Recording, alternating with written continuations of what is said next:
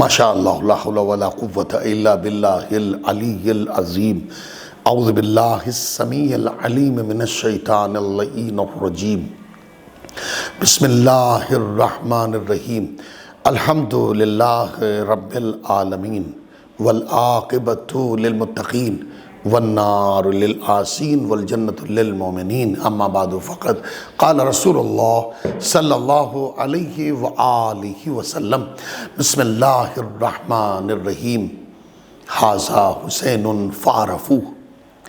سرکار رسالت آپ کا ارشاد گرامی ہے ناظرین، جیسا کہ آپ ملاحظہ فرما رہے ہیں، استقبال عزا اور عشق عزا کی عظمت اور فضیلت کے موضوع پر چند لمحے آپ حضرات کی خدمت میں حاضر کرنا چاہ رہے ہیں۔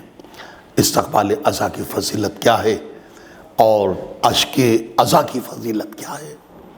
اس لیے کہا جاتا ہے مجلس جب برپا ہو تو ہم کو باہر نہیں رہنا چاہیے، ہم کو ادھر ادھر نہیں رہنا چاہیے، ہم کو فرش عزائے حسین پر رہنا چاہیے۔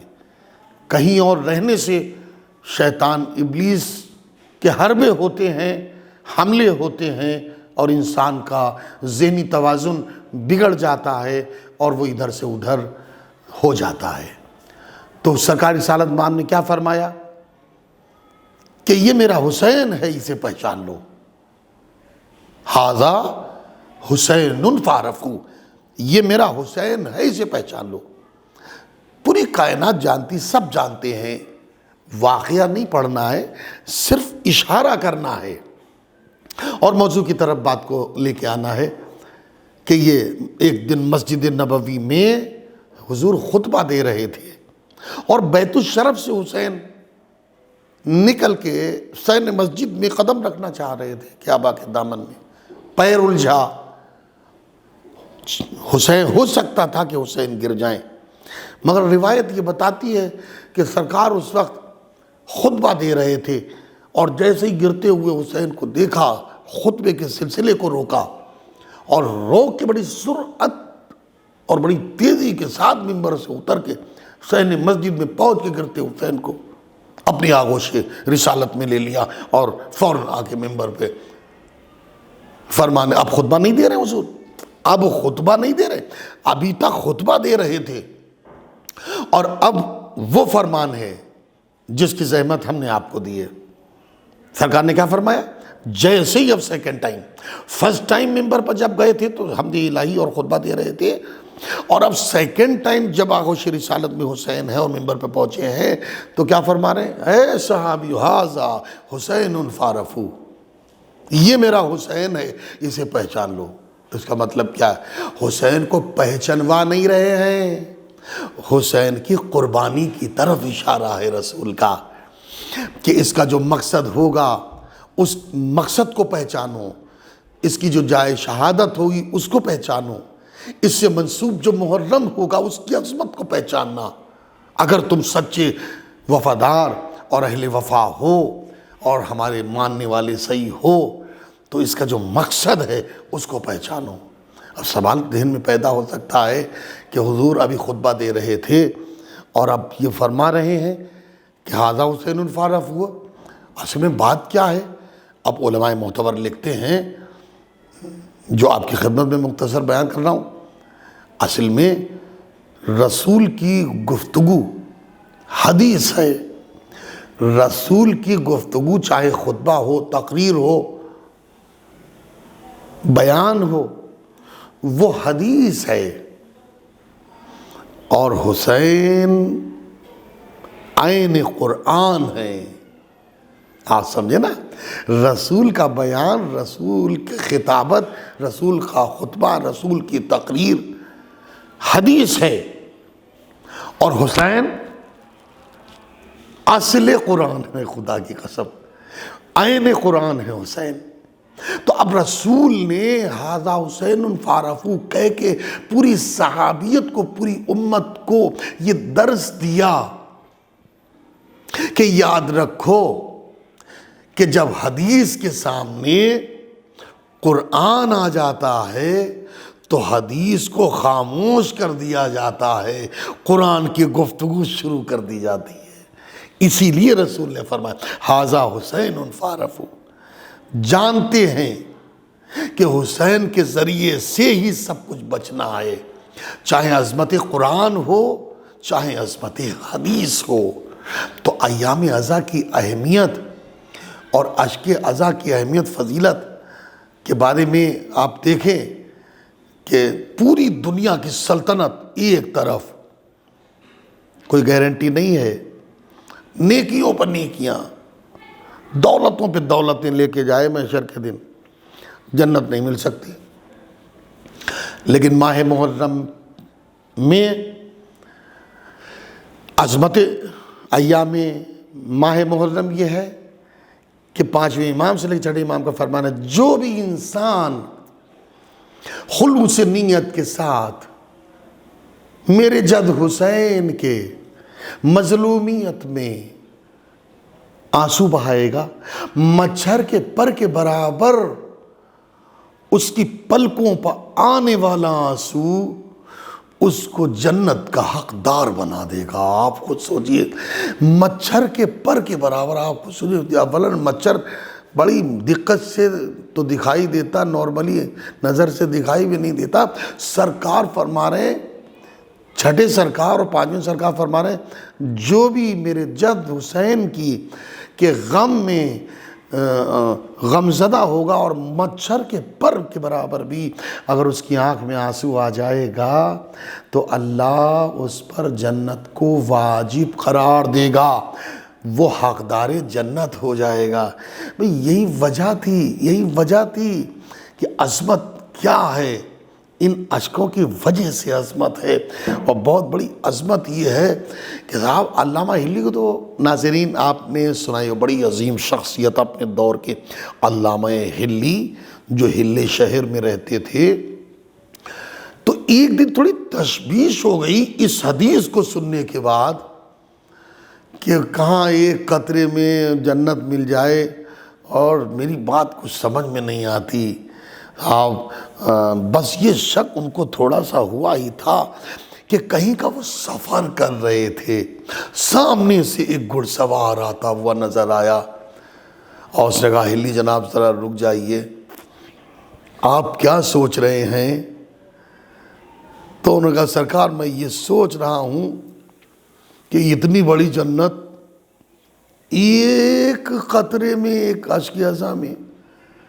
اب اس آنے والے نے ایک واقعہ بیان کیا کہ اے جناب ہلی، ایک بادشاہ تھا، وہ شکار کو نکلا، اور شکار کو جب وہ قافلے سے جدا ہو گیا، شکار ہاتھ نہیں آئی اور بھوک اور پیاس سے وہ تڑپنے لگا، تو ایک گرجا میں وہ پہنچا۔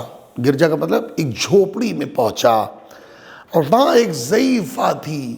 بادشاہ پیاسا بھی تھا، بادشاہ بھوکا بھی تھا، تو اس نے پانی مانگا، اس نے کہا ہے نہیں، اس نے کھانا مانگا، اس نے کہا ہے نہیں۔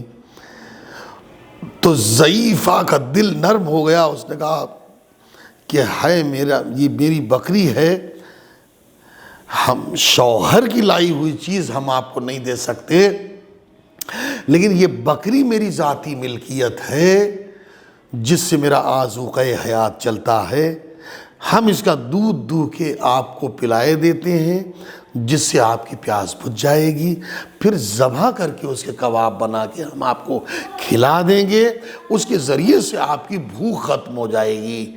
انسان کو چاہیے کیا، پیاس کے موقع پہ پانی مل جائے یا مثلا دودھ مل جائے، پیاس بجھ جاتی ہے، اور بھوک کے موقع پہ کھانا مل جائے، کیسا ہی کھانا ہو تو اس کی بھوک مٹ جاتی۔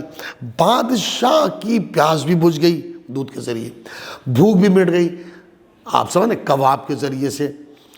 اب صاحب بادشاہ اپنے وزیر کے پاس آیا، اور آنے کے بعد اس نے کہا دربار سجا ہوا ہے۔ بادشاہ نے کہا دیکھو ضعیفہ نے میری اتنی خدمت کی ہے، اب آپ بتائیے۔ اور بھی وزراء دربار میں بیٹھے ہوئے تھے، ان سے بھی پوچھا، انہوں نے بھائی ایک محلہ دے دیجئے اس کو. کہا نہیں، بھرپائی نہیں ہو سکتی. کیوں؟ اس لیے کہ اس کے پاس جو کچھ تھا وہ اس نے سب کچھ میرے اوپر قربان کر دیا. جو کسب معاش کا سلسلہ اس کے پاس تھا، جو ذریعہ معاش کا سلسلہ اس کے پاس تھا، وہ سب ہمارے اوپر اس نے فدا کر دیا، قربان کر دیا. تو اب آپ کہہ رہے ہیں اس کو 10 بکریاں دے دی جائیں، فلاں کہہ رہے ہیں وزیر اس کو 10 اونٹ دے دیے جائیں، فلاں کہہ رہے ہیں اس کو 10 جانور دے دیے، یہ دے دیا، وہ دے دیا جائے. کچھ بھی نہیں. آخری جو عدالت پسند وزیر تھا اس نے بادشاہ اگر میری بات آپ مان لیں تو یہی بہتر ہوگا کہ جو کچھ اس کے پاس تھا وہ اس نے آپ کو دے دیا. اب جو کچھ آپ کے پاس ہے جناب وہ آپ اس کو دے دیجئے، تب جا کے قربانی کی بھرپائی ہو پائے گی. علامہ ہلی نے تصدیق کی، بہت صحیح کہا، بڑی عدالت پسندی کی بات ہے. تو جب اقرار لے لیا آنے والی شخصیت نے کہ علامہ اب یہاں پہ آ کے تیار ہو گئے ہیں تصدیق کرنے کے لیے، اب انہوں نے حسین کی طرف اشارہ کیا. تم اس ایک اشک اعضا پر شک کر رہے ہو؟ تم یہ نہیں دیکھتے کہ جو حسین کے پاس تھا حسین نے سب اللہ کی راہ میں قربان کر دیا. اب اللہ پر بھی ضروری ہے کہ جو کچھ اللہ کے پاس ہے وہ اب حسین پر قربان کر دے. تم صرف چھوٹی سی جنت کی بات کر رہے ہو. جی تو اب کہنے کا مطلب یہ ہے کہ شک نہیں کرنا چاہیے ہمیں کہ ایک اشک اعضا سے جنت کیسے مل جاتی ہے. اس لیے اللہ نے اہمیت رکھی ہے اس اشک اعضا میں، اس غم کے آنسو میں، کہ حسین کے بعد جو تھا وہ حسین نے اللہ کی بارگاہ میں قربان کر دیا. اب جو حسین کے نام سے ہماری آنکھوں میں آئے گا اللہ اس کے ذریعے سے جنت نامنیٹ کر دے گا. تو ہم کو چاہیے کہ ہم اس اعتبار سے ایام اضحیٰ کی فضیلت پر غور کریں کہ ایام اضحیٰ کس بنیاد پر اب تک آئے ہیں، اور تمام ائمہ نے اپنے اپنے زمانے میں مجالس قائم کی ہیں. نوحہ خوانی، سوز خوانی، مرثیہ خوانی، مسدس ثانی، کس عنوان پر فرش اضحیٰ بچھائی جاتی تھی، کس عنوان پہ مرثیہ خوانی ہوتی تھی. ہر ایک امام نے اپنے دور میں عظمت فرش اضحیٰ، عظمت ایام اضحیٰ اور فضیلت ایام اضحیٰ کے اوپر تمام ائمہ نے تقریریں بھی کیں، خطبے بھی دیے، لوگوں کو سمجھایا بھی کہ دیکھو میرے جد حسین کی اگر محبت دل میں ہے تو صرف محبت کام نہیں آئے گی، بلکہ اس بنیاد پر جو فریضہ لاگو ہوتا ہے، سب سے پہلے ہم کو ماہ اضحیٰ محرم میں گناہوں سے اپنے کو بچانا چاہیے، برائیوں سے اپنے کو بچانا چاہیے، حلال پر نظر رکھنا چاہیے، بزرگوں کا احترام کرنا چاہیے. چونکہ یہ زمانے غیبت ہے، اپنے جو امام کو پسند ہے ہمیں وہ کام کرنا چاہیے، کسی کا دل نہیں دکھانا چاہیے، کسی کی غیبت نہیں کرنا چاہیے، ورنہ وہ حدیث پلٹ کے یہ آ رہی ہے، وقت پورا ہو رہا ہے سامعین کرام و ناظرین کرام. جی جب روایت بتاتی ہے ہر سال شیخ مفید علیہ الرحمہ کا وطیرہ اور وظیفہ تھا، ہر سال جیسے ہی ماہ محرم فلک توحید پر رونما ہوا ویسے ہی ان کا وظیفہ ہو گیا.